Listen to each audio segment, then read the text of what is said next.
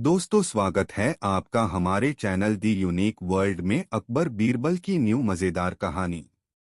दोस्तों, एक दिन बीरबल के स्पष्ट भाषण से बादशाह बहुत क्रुद्ध हो गए, जिस कारण बीरबल गुप्त रूप से परदेश चला गया। वहां जाकर उसने वहां के लोगों पर अपना ऐसा प्रभाव जमाया कि उस नगर के लोग उसके सेवक हो गए। एक तरफ सबका प्रेम और दूसरी तरफ बादशाह की नाराजगी को देख कर बीरबल वहीं वर्षों गुप्त वास करता रहा। इधर बादशाह की बीरबल के बिना दिनोंदिन बेचैनी बढ़ने लगी। वे बीरबल की तलाश में सब तरफ अपने दूतों को भेजे, परंतु बीरबल का किसी से सच्चा समाचार नहीं मिला।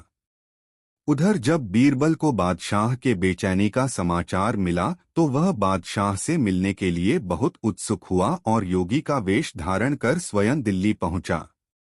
नगर से बाहर एक मंदिर में आसन मार कर भजन भाव करने लगा। यह हनुमान जी का प्रसिद्ध मंदिर था। वहां नित्य सैकड़ों दर्शनार्थी आया करते थे।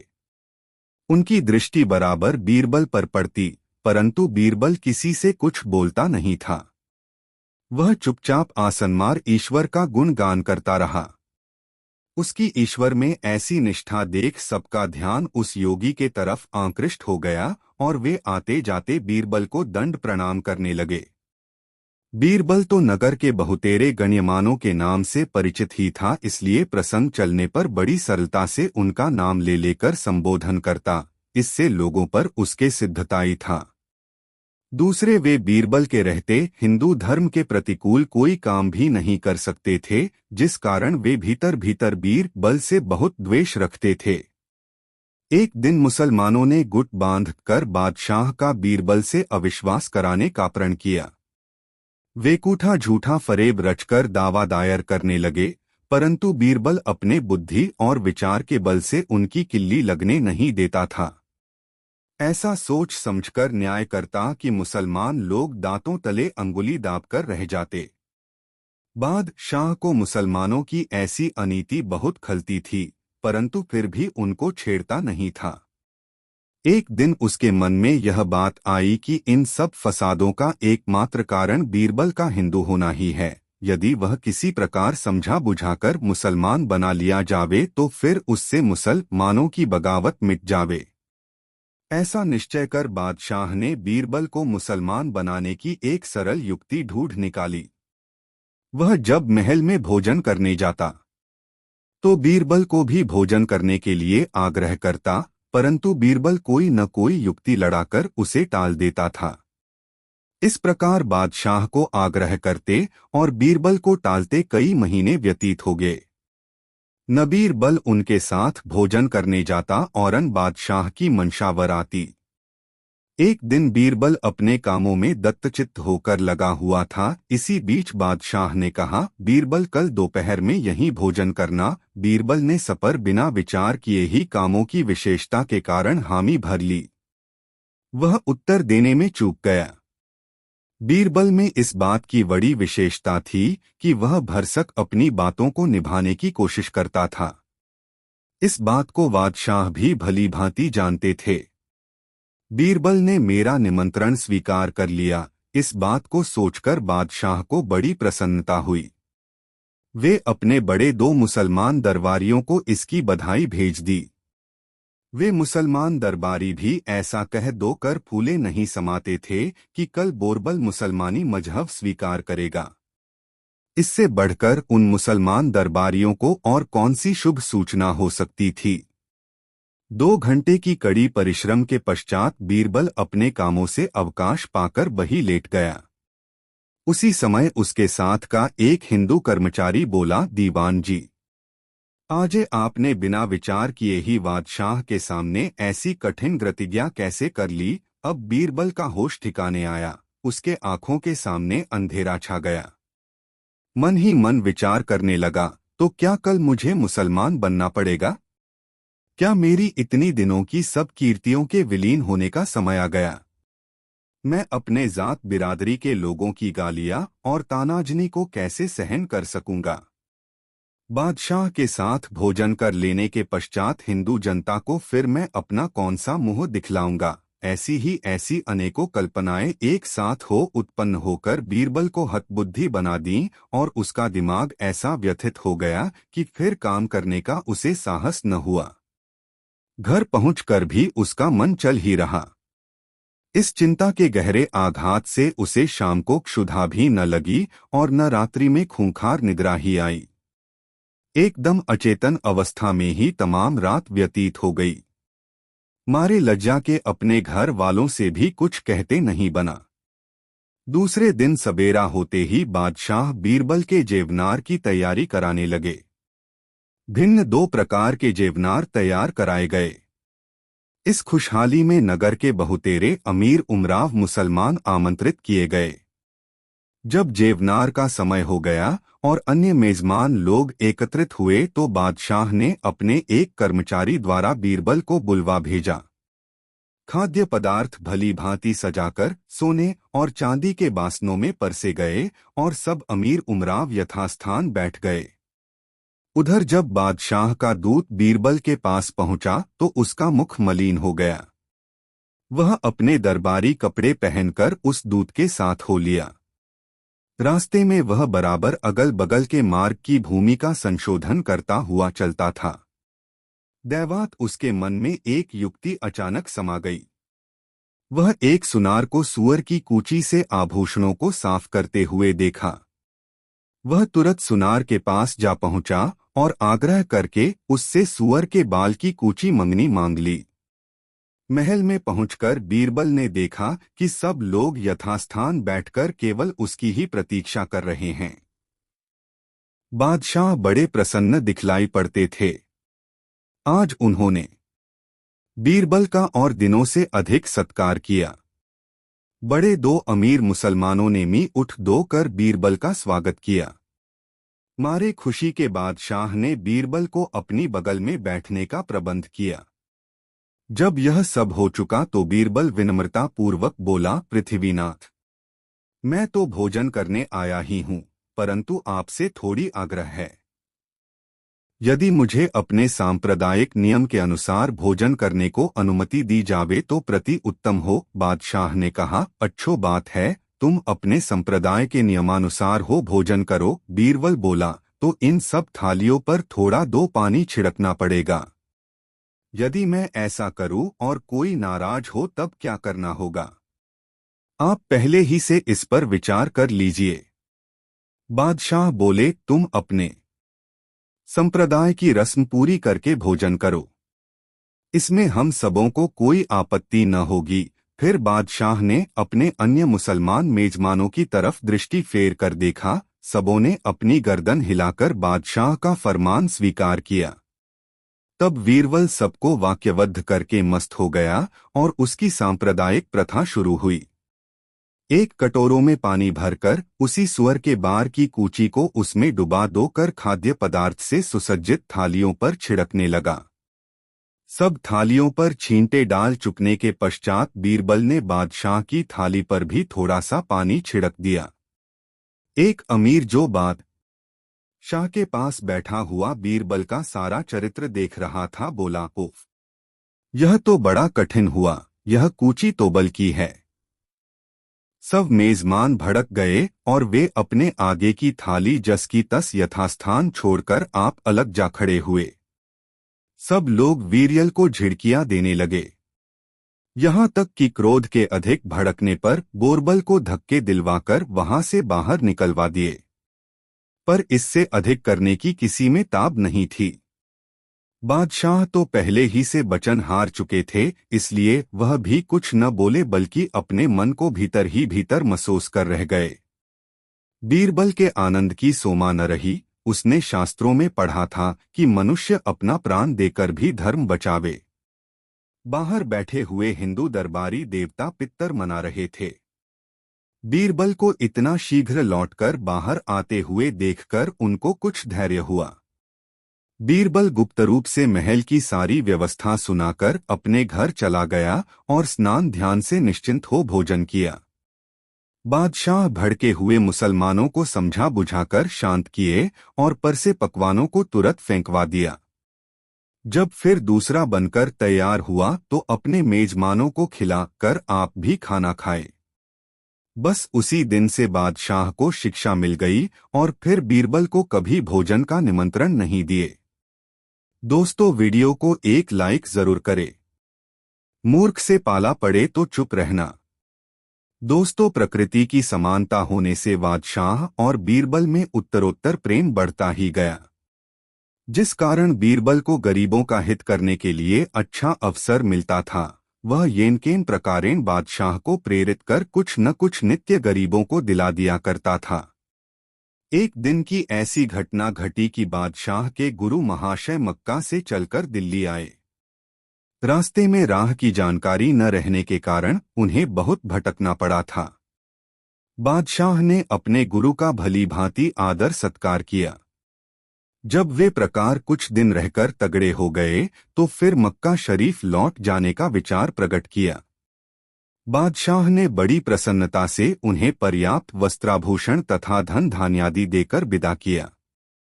कितने दिनों के पश्चात एक दिन बादशाह ने बोरबल से पूछा, क्यों बीरबल, जैसे ये पीर साहब हमारे गुरु हैं, वैसे ही तुम्हारे भा कोई गुरु होंगे? यदि हैं तो वे कहाँ रहते हैं?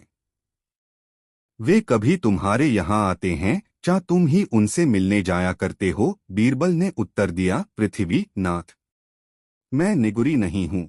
आपकी मेहरबानी से मेरे अनेकों गुरु हैं, परंतु उसमें भेद केवल इतना ही है कि वे सबके सब बाहर रहते हैं। इसी कारण न कभी यहाँ आते हैं, न हमको उनका दर्शन ही मिलता है। थोड़े दिन से मेरे सुनने में आया है कि हमारे एक गुरु यहाँ आ रहे हैं। मुझे उनके रहने का स्थान तक ज्ञात नहीं है, फिर वे बताने ही क्यों लगे? उन्हें तो किसी के शाम तके की दरकार नहीं है। वैसे निष्प्रिय गुरु देखने में नहीं आते। यही कारण है कि इस दीन के द्वार पर कभी भी नहीं आने की कृपा करते। बादशाह को ऐसे गुरु से मिलने की इच्छा हुई और वे बीरबल से बोले, दीवान जी, जो तुम्हारे गुरु में इतनी विशेषता है तो मैं भी एक बार उनका दर्शन करना चाहता हूँ। हो सके तो जल्दी से जल्दी मुझे उनसे मिलाने का प्रबंध करो। बीरबल बोला, पृथ्वीनाथ, जब आप उनसे मिलने की इच्छा प्रकट करते हैं तो मैं तत्परता से उनकी खोज कराऊंगा, और यदि वे भी आपसे मिलने की इच्छा करेंगे तो मैं अवश्य आपसे उनका साक्षात करा दूंगा। बादशाह ने कहा, मुझे अविलंब उनसे मिलाने की चेष्टा करो। बीरबल बादशाह को तसल्ली देकर वहां से विदा हुआ। घर जाते समय रास्ते में एक वृद्ध लकड़हारे से उसकी मुलाकात हो गई। वह बेचारा तमाम परेशानी उठाकर भी आज अपनी संपूर्ण लकड़ियों को नहीं बेच सका था। बीरबल ने उससे बची हुई लकड़ियों का मूल्य दरियाफ्त किया, फिर पैसा देने के मिस से उसका अपने घर लिवा ले गया।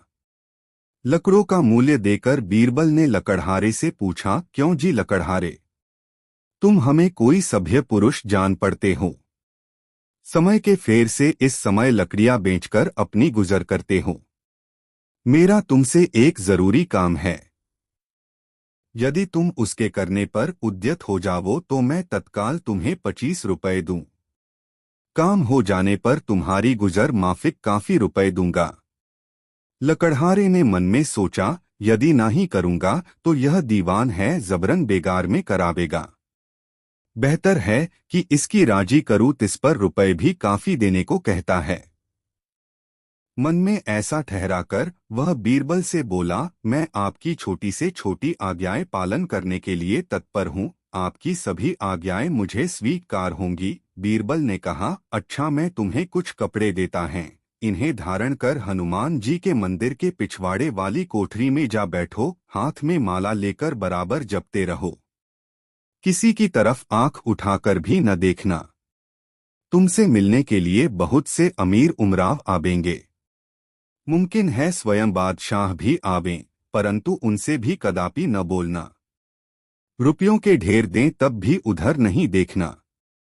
देखो सावधान, मैं यहीं पर किसी जगह छिपकर तुम्हारी सारी बातें देखता रहूंगा। यदि मेरे कहने से जरा भी खिलाफ चलोगे तो तुम्हारी गर्दन मार दी जाएगी। बूढ़े लकड़हारे ने दृढ़ता पूर्वक उसकी आज्ञाओं का पालन करना स्वीकार किया।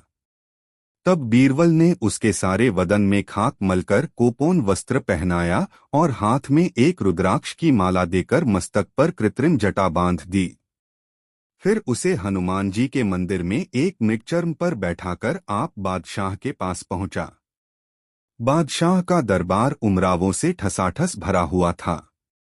बीरबल ने हाथ जोड़कर कहा, पृथ्वीनाथ, मेरे गुरुजी आए हुए हैं। आपके विषय में बातें करने पर उन्होंने आपसे मिलना स्वीकार किए है, परंतु मुझे साथ जाने की मुमानियत करते हैं। यदि इतने पर भी आपके साथ जाऊंगा तो वे मुझसे बहुत नाराज होंगे। मुमकिन है कि चिढ़कर मुझे शाप भी दे दें। बादशाह ने पूछा, इस समय वे कहाँ ठहरे हुए हैं? बीरबल ने उत्तर दिया, हनुमान जी के मंदिर के बाहर की कोठरी में। बादशाह अपने दरबारियों को साथ लेकर बीरबल के गुरु से मिलने गए। वहां पहुंचकर बड़े अदब से प्रणाम कर बाकायदे उनके सामने बैठ गए और फिर पूछा, भगवन, कृपा कर आप अपना नाम तथा ठिकाना इस दास से बतलाएं। मैं इस कृपा के लिए आपका चिर कृतज्ञ बना रहूंगा। स्वामी जी तो पक्के गुरु के चेले थे। उन्होंने उनकी बातों का कुछ भी उत्तर न देकर बराबर अपना माला घुमाते ही रहे। बादशाह फिर बोले, स्वामी जी, मैं समस्त भारतवर्ष का अधिपति हूँ। मैं आपकी सारी इच्छाओं की पूर्ति कर सकता हूँ। यदि आपको किसी बात की चाहना हो तो मुझसे कहें। परंतु स्वामी जी फिर भी कुछ न बोले, बल्कि आंख उठाकर उनकी तरफ देखा भी नहीं। तब बादशाह ने 1,00,000 का तोड़ा उनके सामने रखवा दिया। उन्होंने सोचा कि शायद रुपयों के प्रलोभन में आकर स्वामी जी फेर में आ जाएंगे, परंतु वे न कुछ आशीर्वाद दिए और न रुपयों की तरफ देखा हो। बादशाह को स्वामी जी को ऐसो निष्ठुरता सहन न हो सकी और वे झल्लाकर बोले, अरे, ऐसे अज्ञानियों से माथापच्ची करना मूर्खता है। यह तो कोई अज्ञानो है जो मनुष्य होकर भी पशुवत व्यवहार करता है। बादशाह रुपयों की थैली उठवाकर बीरबल के घर भेजवा दिए। उनका कसद था कि दिए दान को फिर वापस नहीं लेते थे। वे सब भांति से हारकर अपने महल को चले गए। दरबार उठने के पश्चात फिर जब बादशाह और बीरबल का एकांत में समागम हुआ तो बादशाह ने स्वामी के पास जाने से लेकर लौटने तक का सारा समाचार कह सुनाया।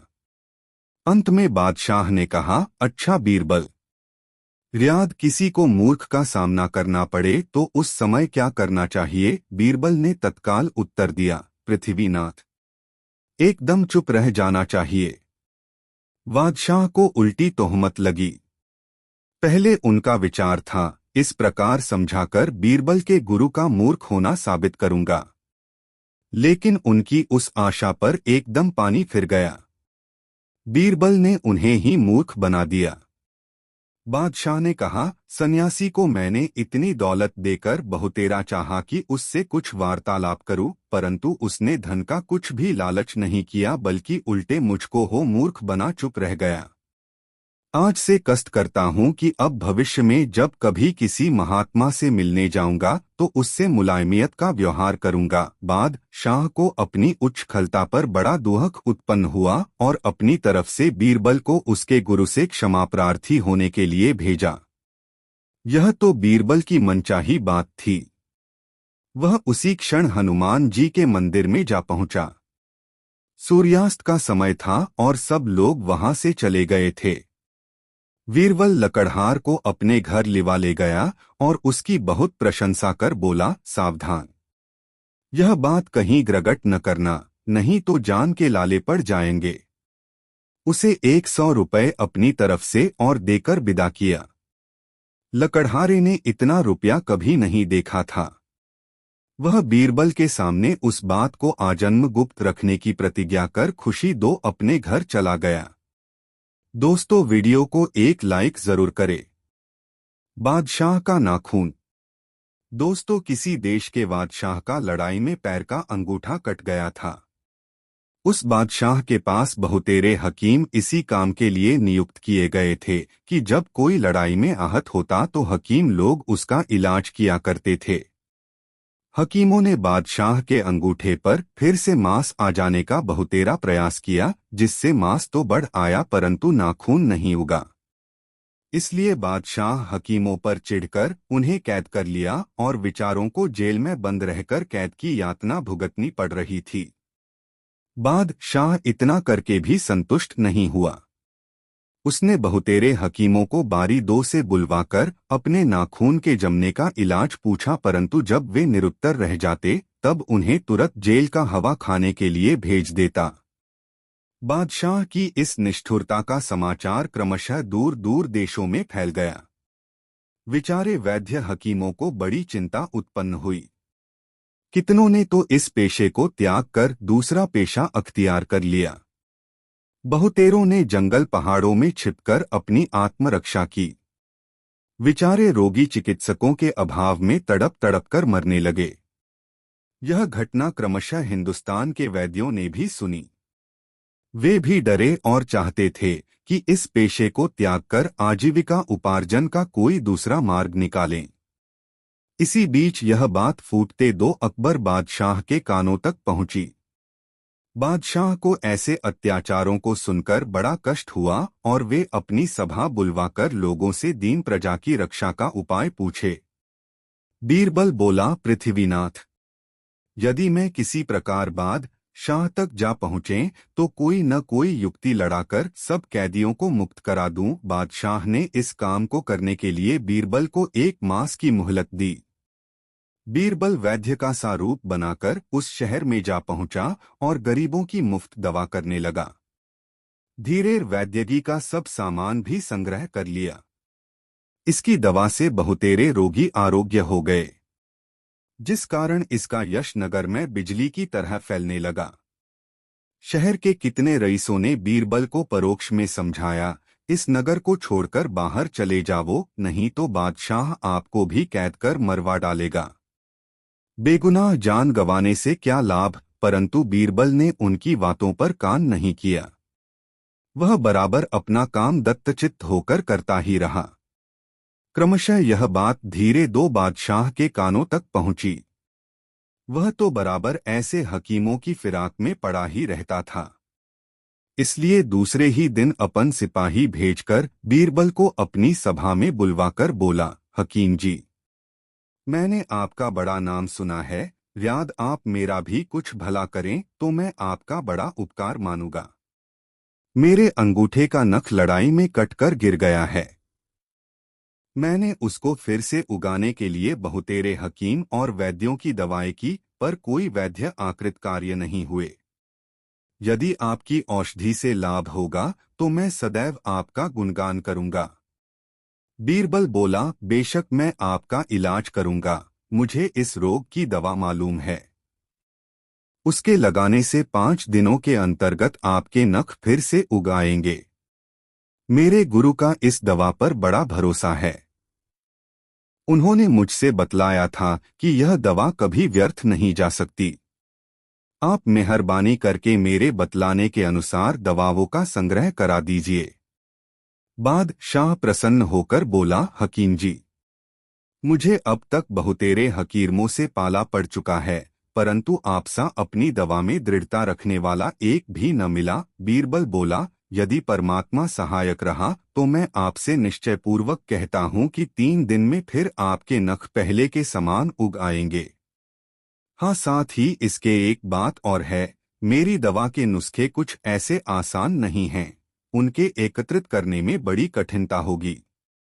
बादशाह बोला, कोई कठिनता नहीं है, क्या मैं इतना बड़ा बादशाह होकर दद्याओं को संग्रह न कर सकूंगा? बीरबल ने कहा, चाहे जो हो, संग्रह करना आपका काम है।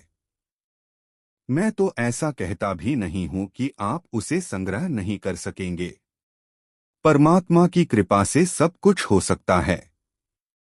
केवल आपको एक शर्त लिखनी पड़ेगी कि अगर 1 मास के अंतर्गत आप दवाओं का संग्रह न कर सकेंगे तो फिर आपका मुझ पर कोई दावा नहीं रह जाएगा और आपके यहाँ जितने हकीम और वैद्य कैदी हैं सबको छोड़ देना पड़ेगा। हाँ, मैं आपको यकीन दिलाता हूँ कि जब कभी आप मेरी दवा मंगवा देंगे मैं बिला उज़्र आपकी खिदमत में हाजिर होऊंगा। बादशाह ने अपने मन में अनुमान किया, यह हकीम पहले पहल इस नगर में आया है, इसलिए इसको मेरे खजाने का ज्ञान नहीं है। समझता है कि इतना द्रव्य बादशाह न खर्च कर सकेंगे कि जिससे दवा खरीदी जा सके। भला ऐसी वह कौन सी दवा होगी कि जिसे मैं न खरीद सकूंगा। वह अपने मन में खूब संकल्प विकल्प कर अपने को दृढ़ बनाकर बीरबल के कथनानुसार प्रतिज्ञा पत्र लिख दिया और फिर हकीम से दवा का नाम बतलाने की प्रेरणा की। बीरबल को भीतर दो बड़ी प्रसन्नता हुई। उसने जान लिया कि अब निरपराध हकीम और वैद्यों के मुक्त होने का समय नजदीक आ गया है। हरी इच्छा प्रगट में बादशाह का यह शेर घड़कर सुनाया। आना नहीं मुश्किल है कुछ नाखून का, फूल गर गूलर के हों व रोम हो भल्लूक का। उसके उपरोक्त शेर को सुनकर बादशाह अपने दीवान को दोनों वस्तुओं को यथाशीघ्र मंगवाने की आज्ञा दी। दीवान अपने निमक खाए भर परिश्रम करके थक गया, परंतु उसे सफलता न मिलो। उधर 1 महीने की शर्त भी पूछ गई। बादशाह को लाचार होकर सब कैदी वैद्य और हकीमों को जेल से मुक्त कर देना पड़ा। बादशाह ने कैद से छूटे हकीम वैद्यों को बुलवाकर उपरोक्त दद्या का गुण पूछा। बीरबल उन्हें पहले ही से सावधान कर चुका था, इसलिए वैद्यों और हकीमों ने बीरबल की दवा की बड़ी तारीफ की। बादशाह को कहीं से बीरबल का छिद्रान्वेषण करने की जगह न मिली, अतएव वह उसे एक उत्तम कोटि का हकीम समझकर उस पर रुष्ट नहीं हुआ। बेचारे हकीम कैद से छूटकर उसे बहुत दुआ दिए और सबों ने आपस में सहयोग कर अपने प्राणरक्षक को एक अच्छी रकम भेंट दी। बीरबल वहां से चलकर कई दिनों के पश्चात दिल्ली पहुंचा और बादशाह के सामने वहां का आद्योपांत समाचार कहकर सुनाया। बादशाह ने बीरबल के बुद्धिमानी की बड़ी प्रशंसा की और अन्य दबारी भी सब तफर से वाह वाह करने लगे। दोस्तों, कहानी कैसी लगी कमेंट में जरूर बताएं। दोस्तों, अकबर की इच्छा हुई कि कोई ऐसा ग्रंथ लिखा जाए जिससे उसका नाम अमर हो जाए। जब उसने महाभारत सुना था तो इच्छा हुई कि महाभारत को तरह ही अकबर भारत लिखा जाना चाहिए। उन्होंने अपनी इच्छा बीरबल के सामने प्रकट कर दी। बीरबल ने कहा, आप क्या नहीं कर सकते। इस पर बादशाह ने आदेश दिया, ठीक है, लिख दो। इसमें बहुत खर्च आएगा, बीरबल ने बताया। वो खजाने से ले सकते हो, बादशाह ने स्वीकार किया। बीरबल ने खजाने से धन लिया और उसे पुण्य कार्यों में खर्च कर दिया। उन्होंने अकबर भारत लिखने के लिए 6 मास का समय ले लिया। 6 मास के बाद बीरबल एक ग्रंथ की पांडुलिपि लेकर पहुंचे, जो वास्तवकार कागजों का पुलिंदा था और ऊपर नीचे लकड़ी के पट्टे लगाकर रश्मि कपड़े में बांध दिया गया था, जैसे पाक कुरान हो। बादशाह का सामने रखकर बीरबल बोला, अभी कसर है और मैं चाहता हूं आप इसे छप जाने पर ही पढ़कर देखें। ठीक है, तभी देख लेंगे। पूरा करो और छपवाओ। हुजूर, पूरा तब हाँ सकता है जब बेगम साहिबा भी कुछ बता, क्योंकि महाभारत में स्त्री पात्र भी हैं। जा कुछ पूछना है बेगम से पूछ लो, बादशाह ने स्वीकृति दे दा। बीरबल उस पुलिंदे को लेकर बेगम के पास पहुंच गए और बेगम सवाल, बादशाह सलामत एक ऐसा ग्रंथ लिखवा रहे हैं जो महाभारत सरीखा हो। महाभारत में द्रौपदी भी होती है जिसके 5 पति होते हैं। आप भी अपने 5 पतियों के नाम बता दीजिए। एक तो बादशाह हैं ही, अन्य 4 को मैं नहीं जानता, बता देंगी तो लिख दूंगा, अन्यथा ग्रंथ अधूरा रहेगा।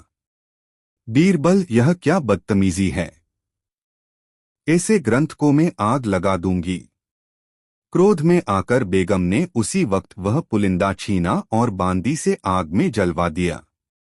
बीरबल मुस्कुराता हुआ चला गया और बादशाह से बोला, जहां पनाह, मैं उस पांडुलिपि को पूरा करने के लिए बेगम साहिबा से यह पूछने के लिए गया था कि द्रौपदी की तरह उसके 5 पति कौन कौन से हैं, तो बताना तो दूर, उन्होंने अब तक लिखी पुस्तक ही जलवा दी। बेगम साहिबा क्रोध से आग बबूला हुई सो अलग। वे पतिव्रता हैं, उनके पति सिर्फ आप हैं। जब वह 5 पतियों की बेगम बनेंगी, गृहयुद्ध कराएंगी तब। बस बीरबल रहने दो। हमें ऐसी पुस्तक नहीं छपवानी है। हमने अपना इरादा बदल दिया है। और सचमुच बादशाह की सनक खत्म हो गई थी। सबसे उजली चीज। दोस्तों, एक बार बादशाह अकबर ने प्रश्न किया, सबसे उजली चीज कौन सी है? एक ने बताया, सबसे उजली चीज है रुई। दूसरे ने उत्तर दिया, सबसे उजला दूध होता है। तीसरा बोला, खड़िया और चूना। एक दरबारी ने बताया, चमेली का फूल। बादशाह ने बड़े ध्यान से सबकी बातें सुनी। अपने हिसाब से बादशाह ने रुई और दूध को अधिक सफेद और उजला पाया। बीरबल शांत बैठे थे। वे किसी के बीच में नहीं बोले। जब कोई उनसे पूछता था, वे तभी बोलते थे। बादशाह ने बीरबल से भी यही प्रश्न किया, तुम अपनी राय प्रकट करो बीरबल। मेरे विचार से सबसे उजली चीज है दिन। कभी भी, बीरबल ने कहा। सिद्ध करो। एक रोज बीरबल ने उस कमरे में दूध का बर्तन रखवा दिया जहां बादशाह का पलंग था। वहां रुई भी रखवा दी, चूना भी डलवा दिया। लेकर गए। बीरबल ने उनकी परेशानी सुनी और उन्हें आश्वासन दिया। उन्होंने बादशाह से मिलकर रुई का आयात खुलवा दिया। रुई चोरों को पकड़ने का दायित्व अपने ऊपर ले लिया। बीरबल जानते थे कि रुई चोर वे व्यापारी हैं जो कि जुलाहों को रुई सप्लाई करते हैं। उन्हीं बिचौलियों के कारण कमी पड़ती है। वे ही रुई अधिक दामों में बेचते हैं। बीरबल ने उन व्यापारियों को इकट्ठा किया और कहना शुरू किया, आप लोग ही रुई के व्यापारी हैं। आप ही के माध्यम से रुई देश में आती है। रुई की मात्रा खूब बढ़ाकर देख ली गई है, फिर भी कमी पड़ी और जितनी रुई मंगवाई गई वह काटने वालों तक नहीं पहुंची। काटने वाले जुलाहों तक उतना सूत न भेज सके। अभाव पैदा करने वाले आप ही लोग हैं। आप लोगों में ही कोई चोर है और मैं जानता हूं कि कौन है। ऐसे व्यक्ति की पगड़ी स्वयं ही बता देगी कि रुई चोर कौन। उन लोगों के बीच मारवाड़ी सेठ रुई की जमाखोरी, मुनाफाखोरी और ब्लैक करता था। उसका हाथ तुरंत पगड़ी पर चला गया कि कहीं उसकी पगड़ी पर रुई तो नहीं लगी है, जिसे बीरबल ने देख लिया हो। बस फिर क्या था, चोर पकड़ा गया। उसी के गोदाम से रुई की गांठें बरामद की गईं। इसके बाद रुई की चोरी राज्य में नहीं हुई। बीरबल की सूझबूझ से रुई चोर पकड़ा गया। राज्य में फिर से कपड़े का उत्पादन होने लगा। बादशाह के लिए फूल। अकबर बीरबल कहानी। अकबर बीरबल कहानी। दोस्तों, बादशाह अकबर और उनके दरबारी शाही बाग में टहल रहे थे। कितना सुंदर है। शाही कवि बादशाह का ध्यान एक झाड़ी पर लगे फूल की तरफ दिलाते हुए बोले, मनुष्य कभी भी इतनी सुंदर वस्तु नहीं बना सकता। मनुष्य कई बार इससे भी सुंदर वस्तु बना सकता है। बीरबल बोले, मैं विश्वास नहीं करता। बादशाह बोले, तुम बिल्कुल गलत कह रहे हो बीरबल। कुछ दिन बाद बीरबल आगरा के एक कलाकार को अकबर के सामने लाया। उस व्यक्ति ने बादशाह को संगमरमर से बने हुए फूलों का गुच्छा भेंट किया। बादशाह ने उसे 1000 स्वर्ण मुद्राएं इनाम में दीं। तभी एक छोटा बालक आया और बादशाह को गुलाब के फूलों का गुच्छा दिया। बादशाह ने उसका धन्यवाद किया और एक चांदी का सिक्का दिया। तो तराशी गई वस्तु असली वस्तु से अधिक सुंदर थी। बीरबल बोले और बादशाह ने महसूस किया कि वे फिर से एक दरबारी की चापलूसी में आ गए। शिक्षा, कला के काम की कीमत नहीं होती है। कोई भी कलाकृति असली वस्तु से सुंदर हो सकती है क्योंकि इससे वास्तविकता जीवित रहती है। इसलिए कलाकार की कला की प्रशंसा करनी चाहिए। हम बाग बगीचे तो बना सकते हैं, लेकिन एक कलाकार नहीं। दोस्तों कहानी कैसी लगी कमेंट में जरूर बताएं। बादशाह के 4 प्रश्न। दोस्तों एक दिन जब की कड़ाके की सर्दी पड़ रही थी, बादशाह बीरबल के साथ अपने बाग में टहलते हुए धूप खा रहे थे। उनके मन में अचानक एक तरंग उठी और उसके निराकरण के लिए बीरबल को मध्यस्थ बनाकर पूछे है, कौन बोलने को चाहे और कौन चाहे है चुप, कौन चाहे है बरसना, कौन चाहे है धूप। इतना कहने के साथ ही बादशाह बीरबल को धमकाकर बोले, यदि आज के चारों सवालों का समुचित उत्तर न दे सकोगे तो जान से मारे जाओगे। बीरबल को बादशाह का कथन सुनकर बड़ी करुणा आई, क्योंकि बादशाह सचमुच उसकी जान मारने को उतारू हो गए थे। दूसरे करुणा इसलिए आई कि इतने छोटे से प्रश्न के लिए बादशाह इतना उग्ररूप क्यों धारण करते हैं। इसका उत्तर तो एक बुद्धिमान लड़का भी समझकर दे सकता है। खैर इस समय तो अपनी जान बचानो चाहिए, ऐसा विचार कर वह बोला, मालो बरसन को चहे धोबी के मन धूप, साई चाहे बोलना चोर चाहे जूचूप। बादशाह को बीरबल का यह युक्तिसंगत दोहा बहुत भला मालूम हुआ, परंतु वह उससे और भी सरलार्थ चाहते थे, इसलिए फिर बोले, बीरबल आपका यह दोहा काटने लायक नहीं है, फिर भी मुझे इससे पूरा संतोष नहीं हुआ, इसलिए कोई दूसरी विधि से और स्पष्ट कर मुझे समझावो। बीरबल ने कहा, बहुत अच्छा, और यह दूसरा दोहा रचकर पढ़ सुनाया। अति का भला न बोलना, अति की भली न धूप, अति का भला न बरसना, अति की भली न धूप। फिर भी बादशाह संतुष्ट नहीं हुए। उन्होंने बीरबल से दूसरा उत्तर मांगा। तब बीरबल बोला, हे पृथ्वीनाथ, सबका मूल मंत्र यह है कि अपनों अपनी सभी चाहते हैं। मैं इस संबंध का एक दास्तान आपको सुनाता है, शायद उससे आप संतुष्ट हो जाएं। एक गरीब बाप के 2 लड़कियां थीं। उसने उनमें से एक को तो बागवान के घर ब्याहा और दूसरी को कौहार से। जब कुछ दिनों के बाद उनसे मिलने गया तो पहले बागवान के घर गया। वहां पहुंचकर कुशल प्रश्न के पश्चात अपनी कन्या का चेहरा उतरा हुआ देखकर उसके सोच का कारण पूछा। वह बोली, हे पिताजी, मैं अपने दुख की बात आपसे क्या सुनाऊं? उसका छूटना ईश्वर के हाथ है। इधर कितने ही दिनों से अवर्षण हो रहा है, जिस कारण सारा बाग का बाग सूखा जा रहा है। उसमें न तो अच्छे फूल आते हैं और न फल ही। तब वह वहां से विदा हो अपनी दूसरी लड़की से मिलने कौहार के घर गया। वह लड़की मन मारकर द्वार पर बैठी हुई थी। पिता से मिलकर बड़ी प्रसन्न हुई और अपना सारा दुखड़ा सुनाकर फिर मौन हो गई। पिता ने उसकी ऐसी उदासी का कारण पूछा तो वह बोली, हे पिताजी, मैं आपसे अपने दुख की बात क्या कहूं। इधर कई दिनों से मैं बराबर बरस रहा है। न बर्तन सूखने पाते हैं और न सूखी गोहरी ही आवा लगाने को मिलती है। सब हाल रोजगार बंद है। न मालूम इस बारिश का कम कब तक जारी रहेगा। पिता अपनी दोनों लड़कियों की पृथक पृथक चाहना सुनकर चुप रह गया और सोचने लगा, यह सब कुछ नहीं, हम जीवधारी अपनी अपनी चाहते हैं, परंतु ईश्वर किसकी करे और किसकी न करे। वह जो कुछ करता है सब भला हो करता है।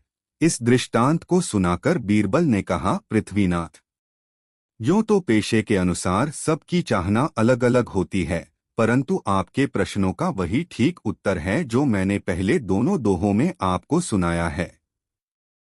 बादशाह बीरबल के उत्तर से बहुत संतुष्ट हुए। दोस्तों वीडियो को एक लाइक जरूर करें। लोहा और पारस का स्पर्श। दोस्तों एक दिन संध्या समय बादशाह बीरबल को साथ ले घोड़सवारी द्वारा हवा खाने के लिए महल से बाहर निकले। ये आपस में वार्तालाप करते हुए मध्य बाजार में जा पहुंचे। वहां सब प्रकार की वस्तुएं बिक रही थीं, परंतु इन्हें क्या प्रयोजन जो कहीं उतरकर कुछ सौदा खरीदते।